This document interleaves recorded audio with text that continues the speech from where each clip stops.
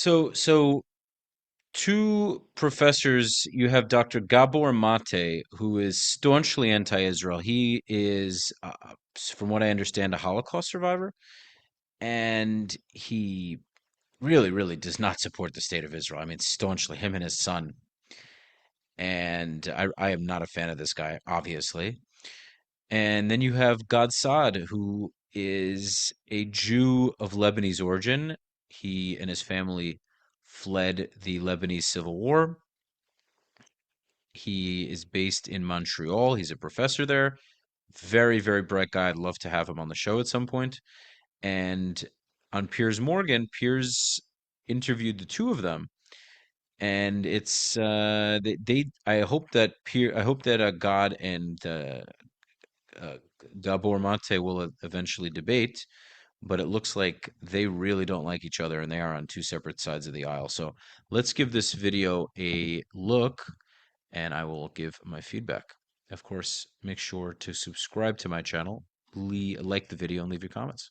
I think we discussed it last time, the per capita issue. It is incontestable. No, I understand the per capita, yeah. Why don't you like doing debate? There is nothing that I could ever share with Dr. Mate that would ever alter his opinions, and therefore it's a futile exercise. I mean, just full disclosure, Gabor Maté is listening to this debate. Gabor Mate is a Holocaust survivor in that when he was 6 months old, he was passed on to another family to be protected. I too am a Holocaust survivor because I was a spermatozoa in my dad's testicles in the 1940s. He's never read my work. He doesn't understand it. So if he says I got no authority, I got no support, I have no credibility, he just doesn't know what he's talking about. There's a good reason he doesn't want to debate with me, because he couldn't. He keeps doing this. He gave a talk in Tel Aviv where he mentioned me. He gave a talk in Montreal recently when he mentioned me. He's got some kind of a fixation. Suicidal empathy is a concept which has been amplified by many notable and opinionated public figures, including Elon Musk, Mark Anderson, and Bill Ackman. Loosely speaking, it's the idea that misdirected compassion and moral virtue leads to irrational judgment on matters like mass migration. The suicide part, they argue, applies to nothing less than Western civilization. The idea, as many critics say, it sounds a lot like an excuse for not having any compassion when the issues don't align with your own politics. Professor Gad Saad presumably disagrees with that. He came up with the idea, and it's the title of his brand new book. Well, joining me now is indeed evolutionary behavioral scientist and scholar at the University of Mississippi, Gad Saad. Gad, welcome back to Uncensored. Thank you so much for having me, Piers. Suicidal empathy, just in simple terms, just lay out what you think the issue is here and why it's such a big problem.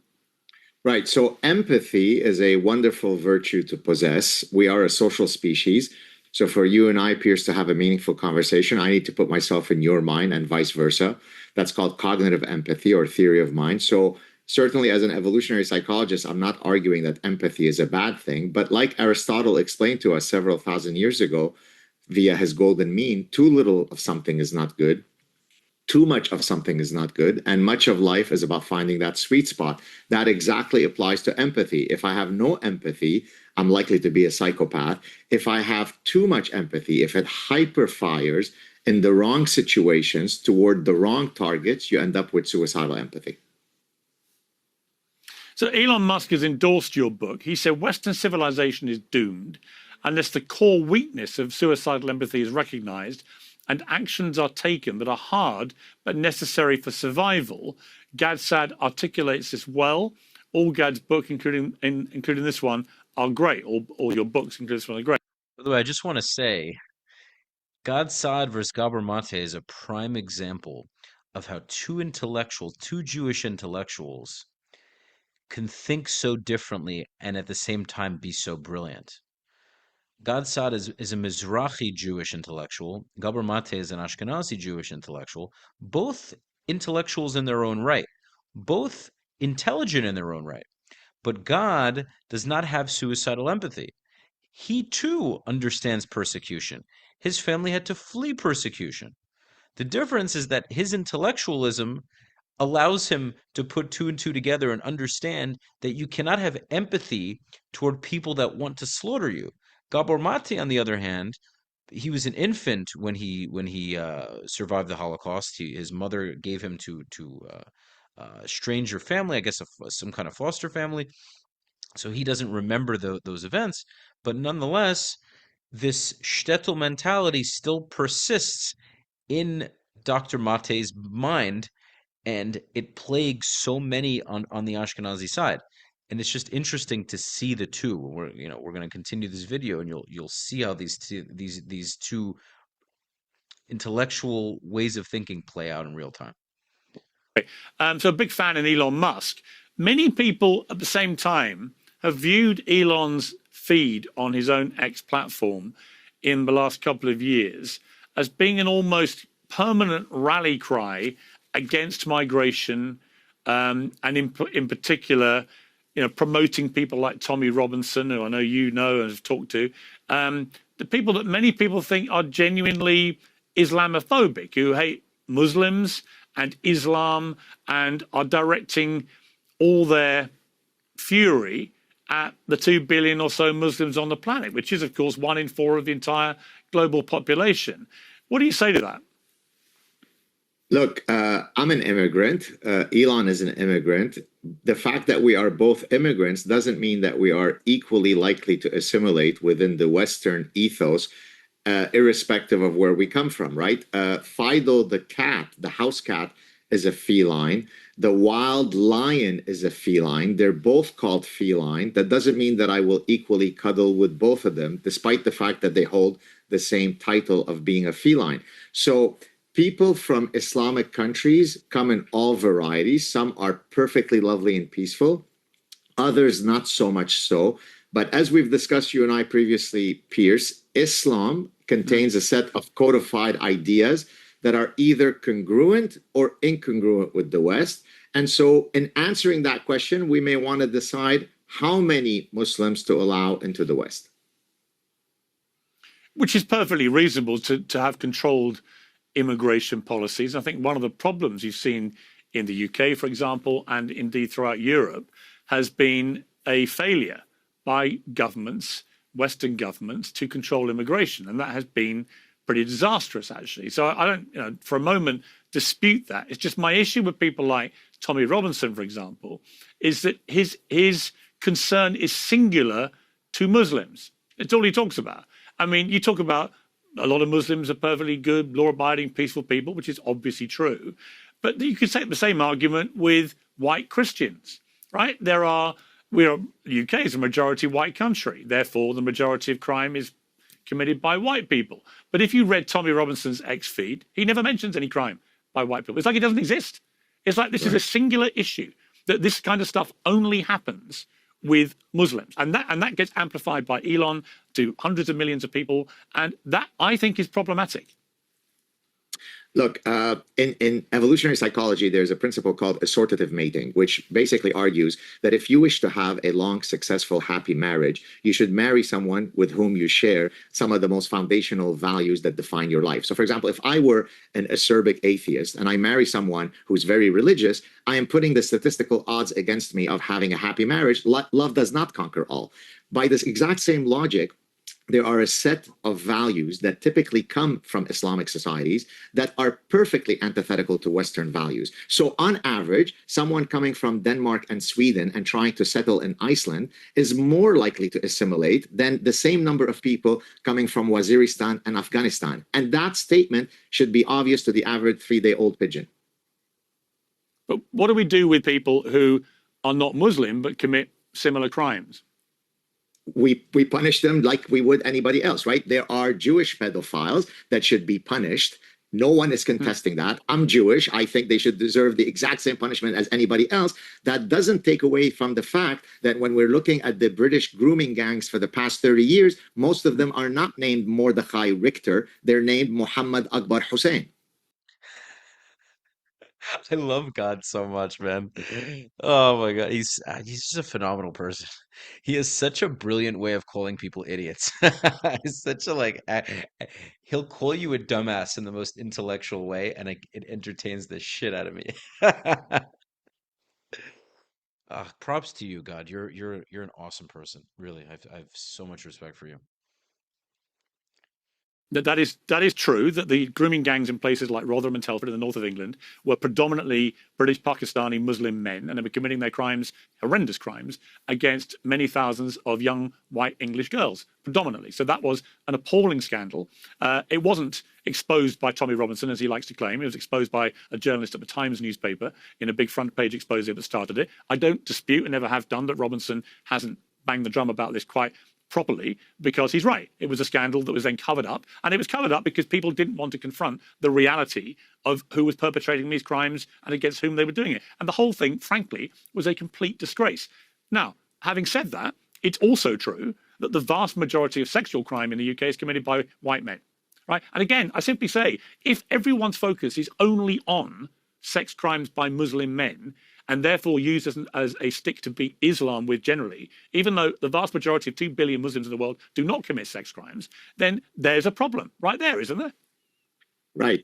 Again, I think we discussed it last time, the per capita issue. It is incontestable. No, I understand the per capita, yeah. I understand that. Well, so then that addresses the question. Go ahead.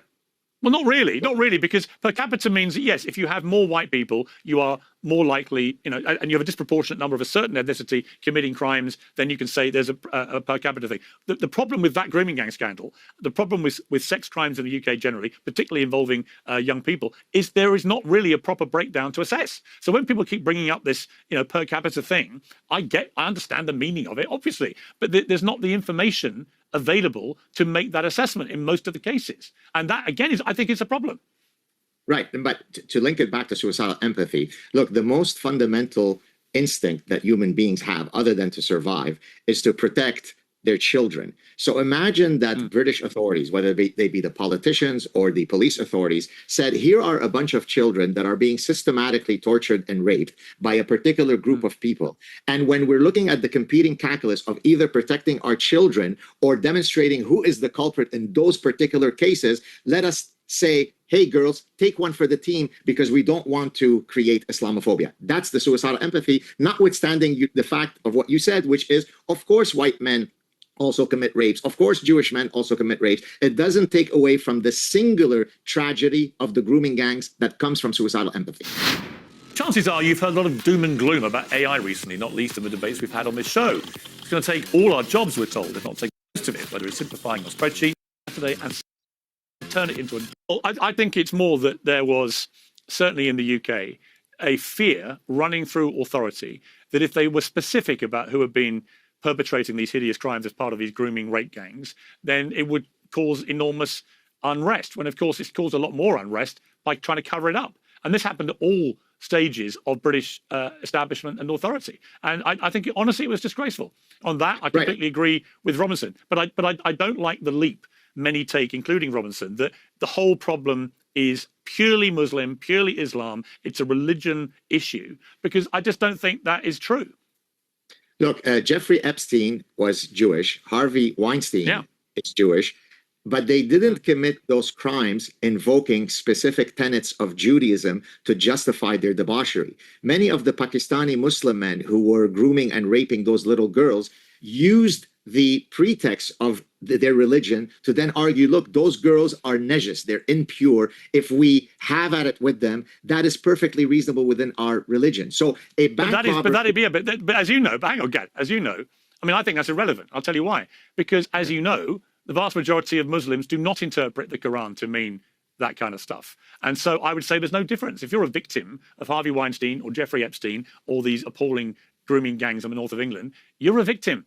And it doesn't matter to me if they've used or invoked their interpretation of religious tracts, which many people of their own religion think the complete opposite. I just don't like the all-encompassing Islam is the problem, because we've got 5 million Muslims living in the UK, about 5 to 6% of the population, and most of them live perfectly peacefully and in a law-abiding way, and they're fine. Why demonize the entire religion? We don't do that with other religions. Okay, there are about 10,000 recorded religions. Actually, that's a conservative number. There are even more than 10,000. Out of those 10,000 religions, there seems to be only one where there seems to always be the misinterpretation of that noble faith in the exact same direction. We never hear about Jainist grooming gangs. We never hear about Shintoist grooming gangs. We never hear about... You know what? You know the answer? Per capita, Gad. I'm surprised you haven't worked that one out. Because there are 2 billion Muslims. It's per capita, my friend. It's your argument. Let me now throw it back at you. It's simply because there are more Muslims. So therefore, per capita, they're going to be committing more of these crimes. Do you agree with that? No, because Hindus also make up roughly maybe not a quarter of the world's population, but certainly a sizable amount. And I don't have the numbers in front of me, but if we look at per capita, we would find that there's only one group that misinterprets their religious edicts into committing terror attacks, into raping women, and so on. There's something unique about how we read Islamic texts that always makes us mistranslate, misinterpret, misunderstand the beautiful, noble text in exactly the same direction for the past 1,400 years. It's a real mystery. Well, I think there are extremists, Muslims, as there are any religion, and extremism of any kind should be condemned, and they should be susceptible to the same law as everybody else. And I've always felt that. Let me just mention something you wrote in your book about Gabor Maté. Now, the full disclosure, we wanted you to debate with him. You don't like to do debates. Out of interest, why don't you like doing debates? That's a great question.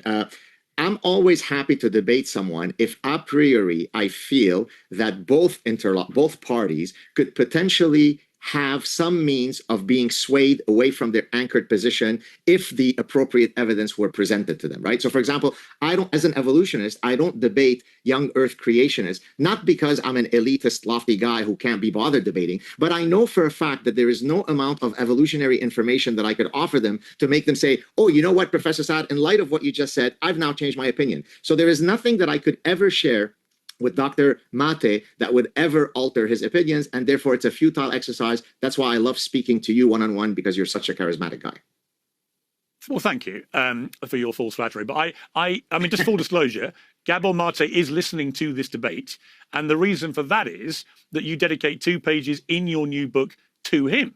Yes, sir. And so we thought we'd talk to him after you. I mean, I'd have preferred to have had you chat to each other, because you do whack him in the book. You say this: Gabor Maté is a Canadian physician who has built a self-help empire on the back of his supposed empathetic and compassionate handling of patients who suffer from addiction. He argues that at the root of addiction is childhood trauma, but he goes much further by purporting that countless diseases are rooted in a singular explanation. This reminds me of Freudian psychoanalytical quackery, wherein all psychological disorders have their ultimate genesis in sexual repression, or the hysteria of the repressed memories movement. And you also go on to say that Dr. Maté, who was raised Jewish in Nazi-occupied Hungary, and was a former Zionist who's since become a prominent critic of Israeli policy, you say this: Maté's infinite well of intergenerational empathy does not apply to Jews, though. He knows, as a Holocaust survivor, and you put the word survivor in quotation marks, what true trauma is, and he never fails to remind the world that the Palestinians are suffering a genocide at the hands of the Nazi-like Israelis. There is nothing noble about the Maté duo. Aaron, his son, is also a regular guest on Uncensored. They are uninformed fools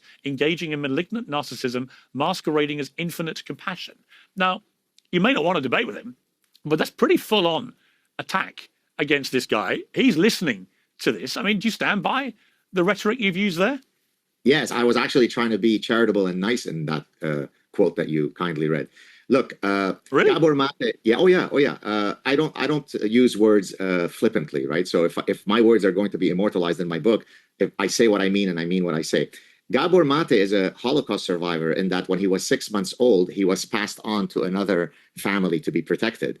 But to say that you're a survivor when you're a 6 months infant is like arguing that I too am a Holocaust survivor because I was a spermatozoa in my dad's testicles in the 1940s. A 6 months old infant is not cognizant of the reality around him. So there's no meaningful way by which he can then argue that because I'm a Holocaust survivor that suffered at the hands of the Nazis, I could tell you that the IDF is infinitely worse than it's a rhetorical device that is being used to justify his position. So it's in that sense. What age? What age? Okay, but what age would he need to be then for you to accept that he's a Holocaust survivor? It will be at the age at which your cognitive development would entitle your memory to have traces. Well, give me an age. Well, it varies across people, but typically most people, their earliest memory will go typically at around age 3 or 4. So a 6 month old infant has no knowledge of what happened to him during the Holocaust. And there can be no impact of what happened on somebody of that age, because I would absolutely dispute that. I mean, terrible things happen to people when they're incredibly young babies, or 1 or 2, whatever. And of course, it can have a massive material effect on them. Of course, he will have discovered what happened with his family, with the Sure. Holocaust, realities, and so on. So I just don't understand what the upside is for you in diminishing his claim to be a Holocaust survivor, albeit he was extremely young. I mean, why shouldn't he be able to have had massive impact from that? I'm not questioning the fact that he could look back at his family's history and feel pain at what happened to him. My concern is in using that narrative for nefarious reasons to then justify why you have the authority and imprimatur to say that as a Holocaust survivor, I can tell you that the IDF are no different than the Nazis. It's in the intent of using that narrative. Piers, as you know, I went through horrors as an 11-year-old child in Lebanon that, I wouldn't wish on my worst enemies. I do remember all of those incidents. I was 11 years old, but I don't use my victimology narrative, my true victimology narrative, to then espouse certain positions that are rooted in the fact you have to believe me because I'm a childhood war refugee. My position stands... Well, yeah, but hang on. In a way, Sure. You just have. I mean, in a way, you've just cited that for viewers who may not have been aware of that.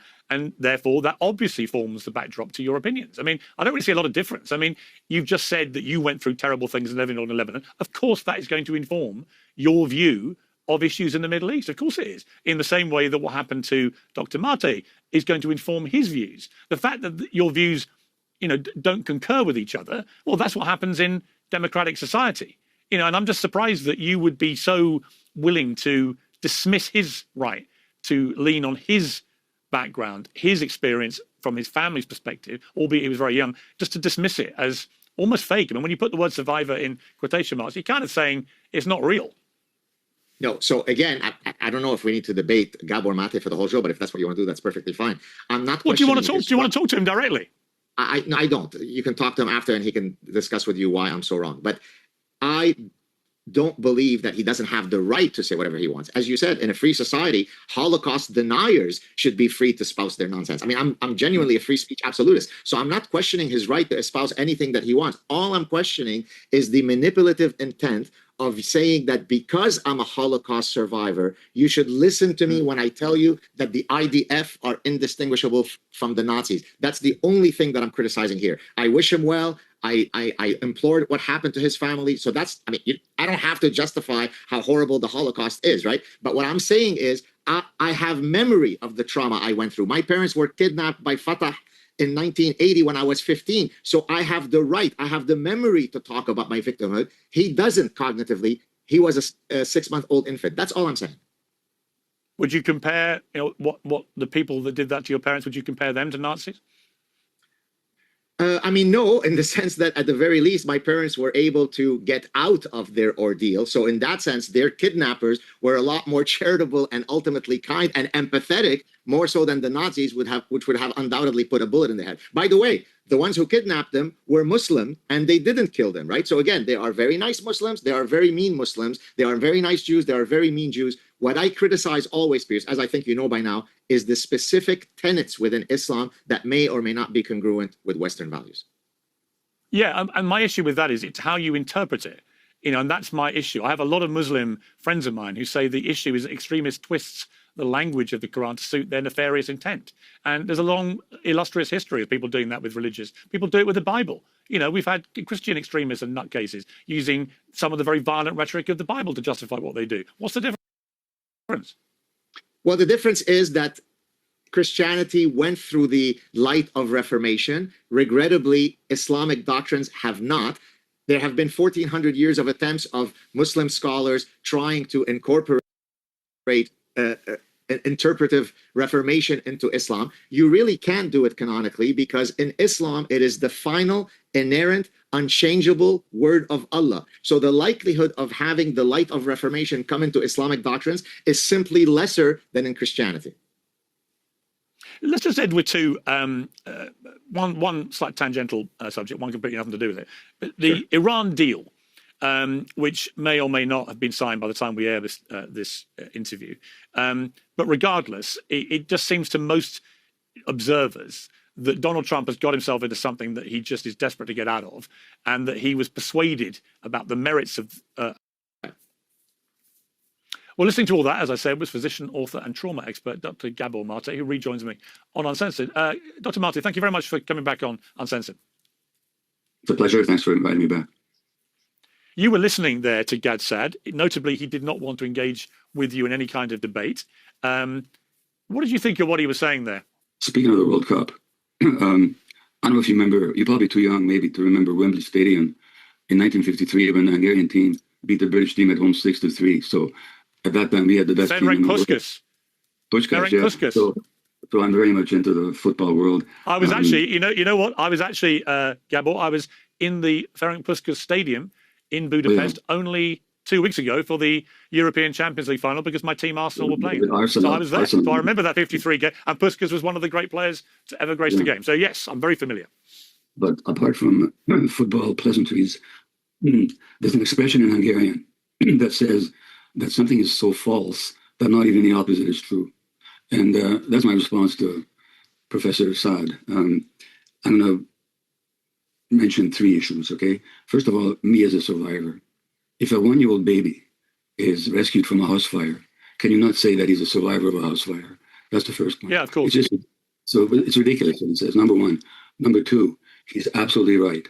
I don't have explicit memories. I can't because the part of the brain that codes explicit memory, episodic memory, doesn't develop till 2 or 3 years of age. But there's another memory system called the implicit memory system, which he knows nothing about. But you kind of addressed it, that the emotional memories are imprinted in the nervous system, not just from 1 year on, but even from in the womb. And my emotional memory is of terror and fear and abandonment. And so I think when he says that doesn't live in my memory, sure it does. And it still shows up decades later in my emotions and in my behavior. That's the nature of trauma. And he's right about one thing. The fact that, and by the way, I've never said that I'm a survivor. I've always said I was an infant survivor. But that does not make me an expert on the Middle East. And the fact that I'm an infant survivor of the Nazi genocide does not give me does not make me an authority on Israeli politics or Palestinian-Israeli issues. There are no authorities. There are points of view, and there's ideologies, and there's way of understanding. But you know, if there's lots of Holocaust survivors who totally support what Israel does, and plenty who don't, but neither can claim that their survivorship gives them authority. So that I agree with. When it comes to when he talks about my work, he's never read my work. He doesn't understand it. He mentioned his book, if I may mention mine, The Myth of Normal, Trauma, Illness, and Healing in a Toxic Culture, which is a Sunday Times bestseller and a New York Times bestseller published in 45 different countries. That book has been endorsed by scientists and physicians and psychotherapists and many other people. So if he says I got no authority, I got no support, I have no credibility, he just doesn't know what he's talking about. Number one. Number two, and so I just make that point. As regards what he said about my work, about trauma, addiction, diseases, yes, I make the case based on multiple scientific studies and scientific papers published internationally, and I cite a large number of them that make the case that early experiences do a lot to shape one's physiology, one's psychology, one's brain, and so that early experiences are a huge contributor to pathology later on. That's just a scientific argument. He doesn't know what he's talking about. He hasn't looked at that argument. He hasn't looked at my the research that I I know you're right. I know you're right because I've interviewed, I don't know, maybe 3,000 or more people in my career in over 40 years. And I'm talking about everybody from, you know, American presidents to Nelson Mandela to celebrities to whatever it may be, right? Ordinary members of the public. And the one absolute constant is that stuff that happened in their childhood played a clear formative part in their adult life. Whoever they were and whatever the experience was, I absolutely believe you're a product of your environment. Yes, no. There's a couple of specific points that he said. We talk about Muslim gangsterism and gangs and so on. Has he heard about what used to be called the Kosher Nostra, the Jewish gangs in New York in the 1920s and the 30s? People like Bugsy Siegel, Meyer Lansky, Arnold Ronstein, and a whole gang of murderers, gangsters. These were Jews. I would go further, and I would say the behaviour of people like Ben-Gvir and Smodrich in encouraging the aggressive expansion of settlements in the West Bank with the appalling violence that's going on right in front of our eyes, in clear contravention of all international law. That, you know, in its own way, that is just as reprehensible, and yet he doesn't see the need to condemn that. Well, thank you. You're anticipating something I was going to say, but the point I was going to make is it's not that Jews are by nature gangsters. Let's look at the sociological conditions, the historical conditions that in a newly immigrant population in New York turned some Jews into criminals. And so that's a historical, sociological, not a religious question. And the same thing is true of whatever criminality is expressed, manifested by various immigrants from the far-flung reaches of the former British Empire. Right. First of all, I actually agree with Piers and Dr. Mate about circumstances affecting you. At least this is what I think, and I am not an authority to say this, but it makes sense that even in the womb you can be affected by your environment.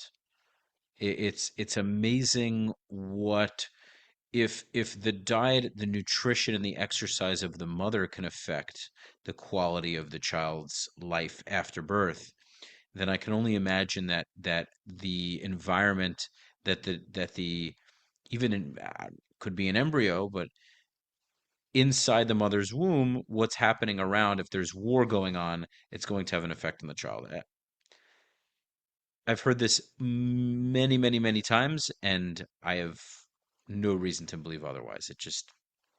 It's probably the case, probably true.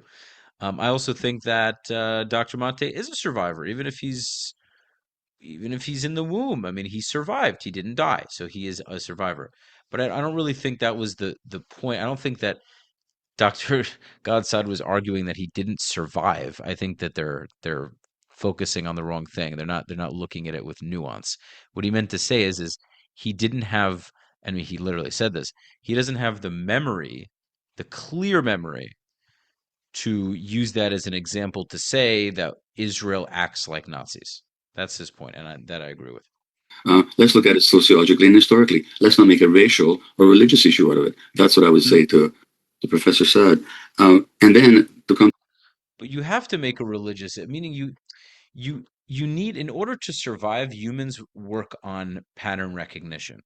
We recognize patterns. You can call that racist. You can call in even in New York, I believe they didn't want to do searches. If say the police were looking for people or the police were looking for criminals, they didn't want to do so on the basis of race, color, or creed. But that is the most effective strategy when you're either working as if you're in the military and you're doing checkpoints like I did, if you're working as a police officer or a security guard, the most effective way of determining a threat is by understanding what that threat might be based on the location that you're protecting. So, for example, if I'm protecting a synagogue, on a balance of probabilities, the two biggest dangers are going to be white supremacists and Muslims. You want to say that's racist? Say whatever you want. But if I want to do the job of protecting the people inside this synagogue, I have to understand which people are most likely to cause harm to the people inside. And based on statistics, based on not being a complete moron, I understand that these two groups are most likely to commit the acts. Now, that doesn't mean a Spanish person might not do it. It doesn't mean a black person might not do it. It can be anyone. It could be a man, woman, child, people, a person of any religion or color. But again, I want to cut out all the political correctness and make the job that I have as simple and as efficient as possible. So, racial profiling, although you can claim racist, is very effective. So, too, when it comes to religion, you could say that, uh, you know, all groups commit crimes, but Judaism and Christianity has reformed. Islam has not.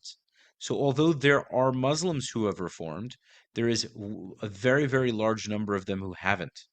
And so, Saudi Arabia, for example, has reformed in its totality. Countries like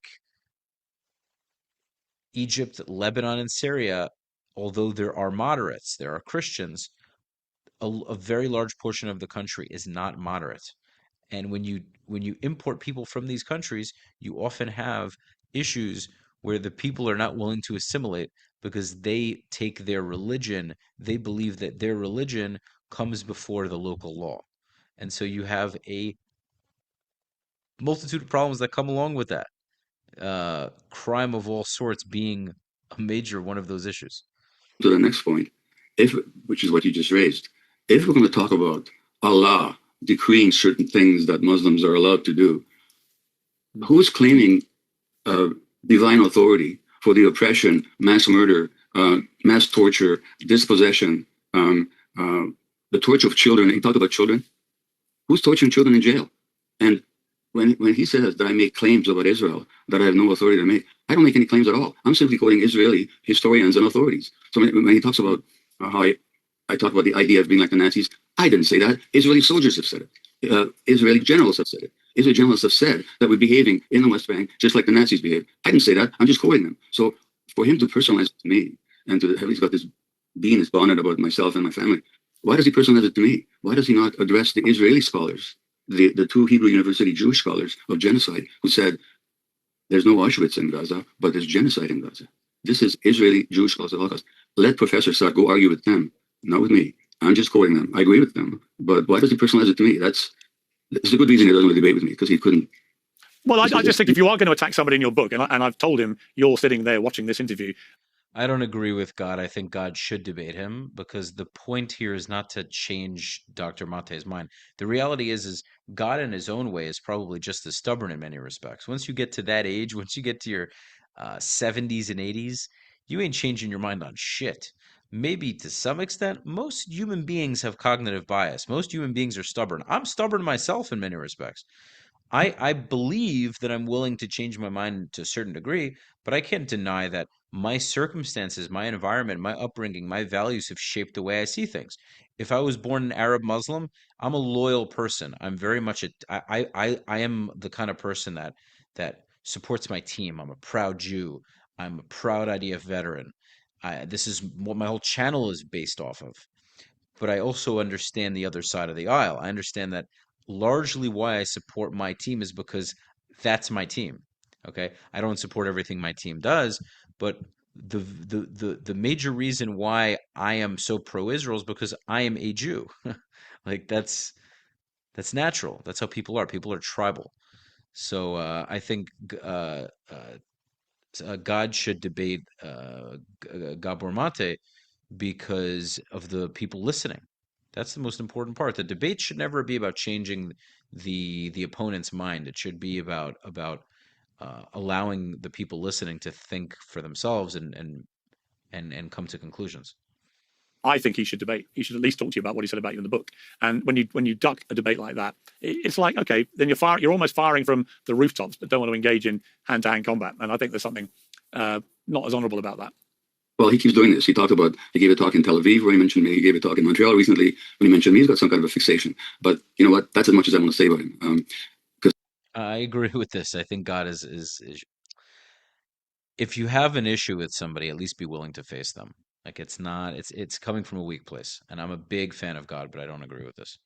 If I'm willing to talk smack about someone, if I'm willing to say anything ill about them, I should at least be willing to have a conversation with them face to face. To me, what do you think? What do you think, Gabor, about the premise of his book about this idea of suicidal empathy as a concept? Well, I'm really happy to discuss that. Actually, in my book, The Myth of Normal, that I just showed you, there is a chapter on what we call human nature. And every society has a kind of conception of human nature, which largely mirrors its own practices, beliefs, and ideologies. So if you actually look at evolution, how did human beings evolve?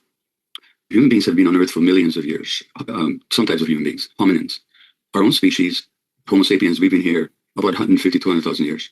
Now, for most of that time, we lived in communal groups, collaborative groups, where people looked after each other. And caring was the most important dynamic.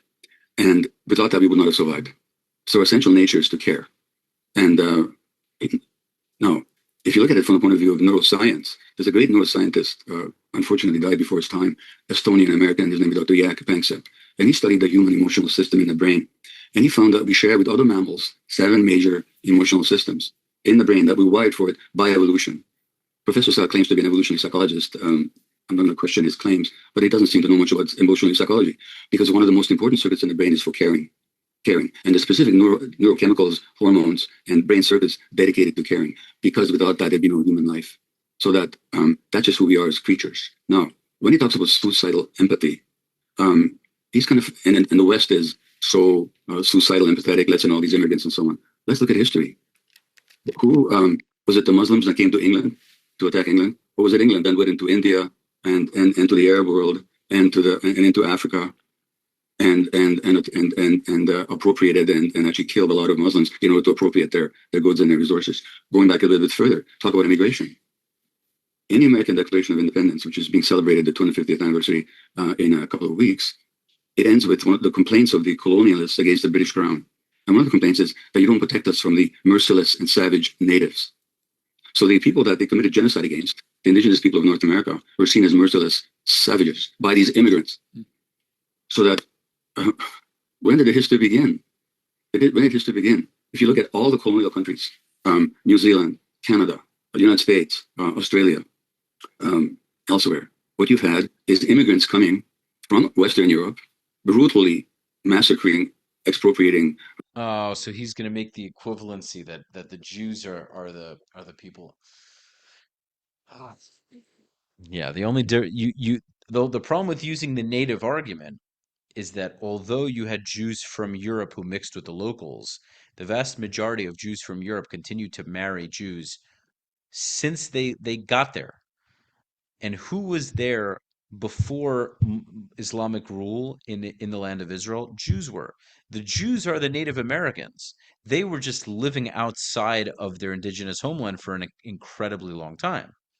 So if Native Americans were kicked out of America and came back 2,000 years later and fought the current population and beat them militarily, okay. Like I make this argument all the time.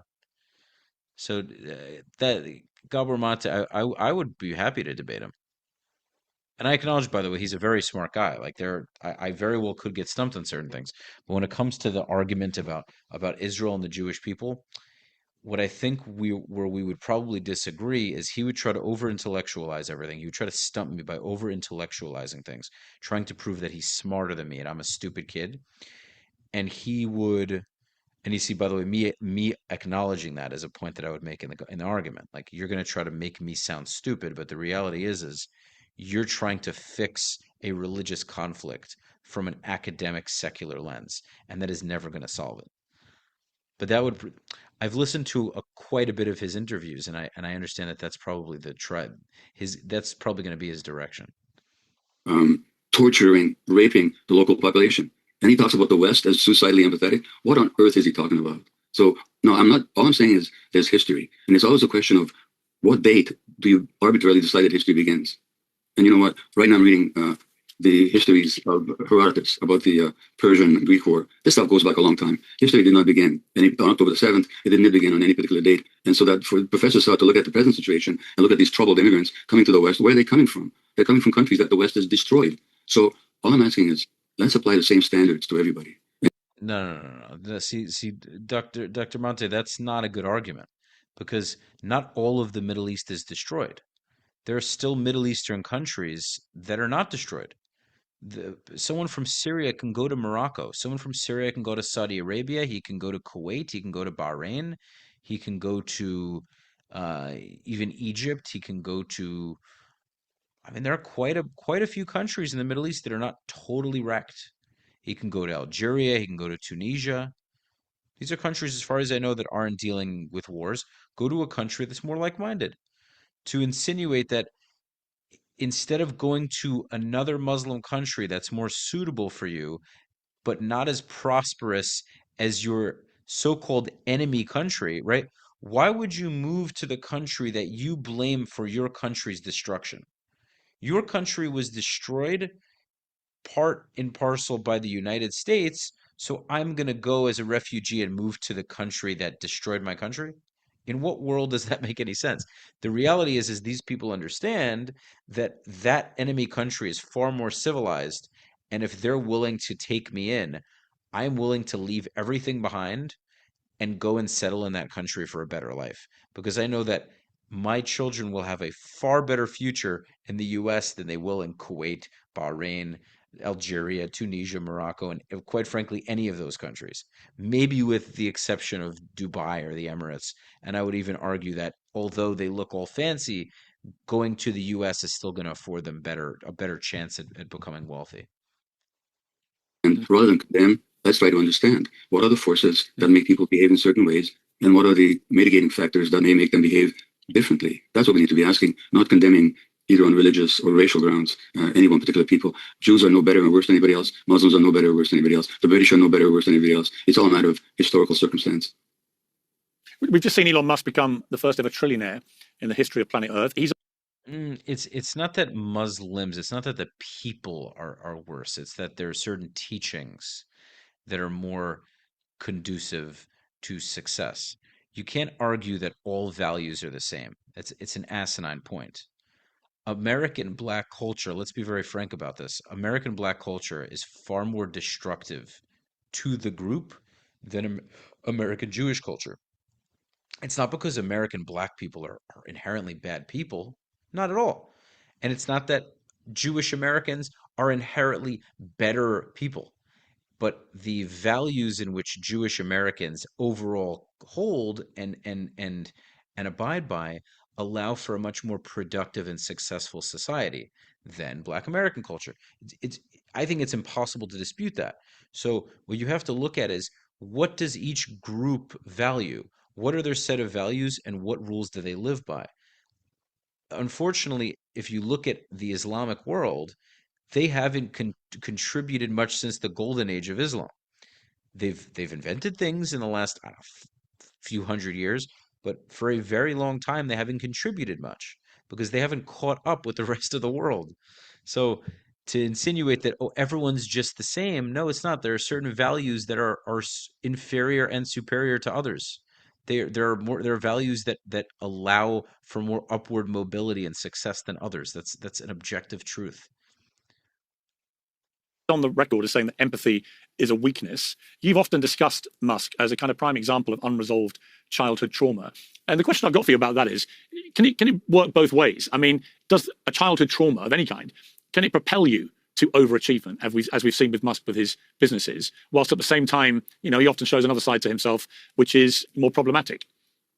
Well, first of all, it's not a surprise that the world's first trillionaire would endorse a book that speaks against empathy. But look, yeah, I mean, I don't have to look at Elon Musk. I can look at myself. I used to be a workaholic doctor. I was very successful as a physician. I worked all the time, ignored my own emotional needs, my needs of the family, of my family, and I write about that in my books about how I was kind of a driven person. So if you asked me why did you go into medicine, I would have very honestly have told you that because I want to help humanity, and that would have been true. I also would have been told you that I want a profession which secures me a decent standard of living. That would have been true. But there was a hidden dynamic I didn't recognize, which I see in Trump and I see it in Musk and I see it in so many other people, which is the need to feel important. Now, the need to feel important and to be seen and recognized is essential need of the human child. The message I got from the world, and I'm sure that's the message that Musk got from the world as well, is that you're not wanted, you're not important. And if that's the message that you unconsciously imbibe, absorb as a young child, I mean, my mother gave me to a stranger when I was 11 months of age to save my life. Well, it did save my life. It was an act of incredible sacrifice on her part. But how do I experience it? I experience it, I'm not wanted. I'm not lovable. I'm not important. That's the only way I can interpret it. And so, if you're not wanted, you know what you do? I've said this often. If you don't believe you're wanted unconsciously, go to medical school. Then they're going to want you all the time. They're going to want you when they're dying, when they're being born, and every crisis in between. So that early trauma can drive achievement. But at what cost? And I would say the same thing about many other high achievers is that, yeah, they've done amazing things. And in most cases, obviously a genius of some sort. But you know what?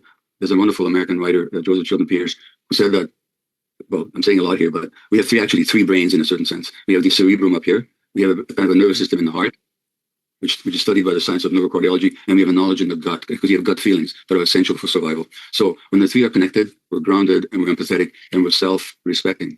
But as Joseph Chilton Pierce says, when we only are thinking up here, cut off from the heart and cut off from the gut, we're genius level reptiles. And that's what Musk is. He's a genius level reptile. He is, by the way, he is a genius level reptile, but without him, we wouldn't have the incredible contributions we have.